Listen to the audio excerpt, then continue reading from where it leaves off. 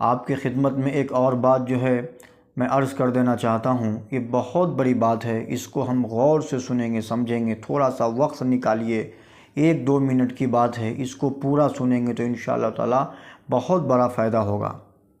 درود شریف کی فضیلت کے بارے میں ایک بات آپ کے سامنے میں عرض کر دینا چاہتا ہوں میں کہ اللہ رب العالمین قرآن مجید میں ارشاد فرماتے ہیں، ان اللہ و ملائکتہ یصلون علی النبی یا ایھا الذین آمنوا صلوا علیہ وسلموا تسلیما۔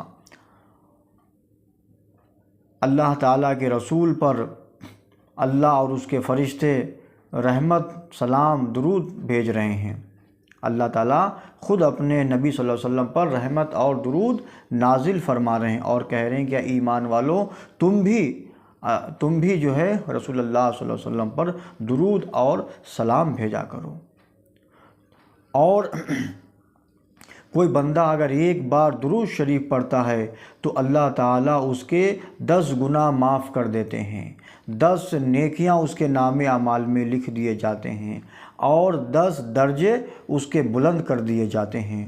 سبحان اللہ، کتنی بڑی فضیلت ہے! دیکھیے، ایک بار درود پڑھنے سے اتنے سارے فائدے، اور بلکہ اتنا ہی نہیں بلکہ بتایا گیا ہے، ایک صحابی رسول ہے حضرت انس رضی اللہ تعالیٰ عنہ، فرماتے ہیں کہ رسول اللہ صلی اللہ علیہ وسلم فرماتے ہیں، جو بندہ دنیا میں جتنا کثرت سے مجھ پہ درود پڑھے گا وہ کل حشر میں، آخرت میں اللہ کے رسول صلی اللہ علیہ وسلم کے ساتھ اور قریب ہوگا۔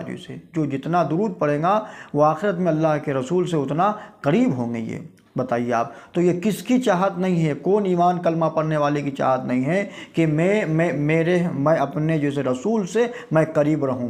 یہ ہر ایک کی چاہت ہے یہ۔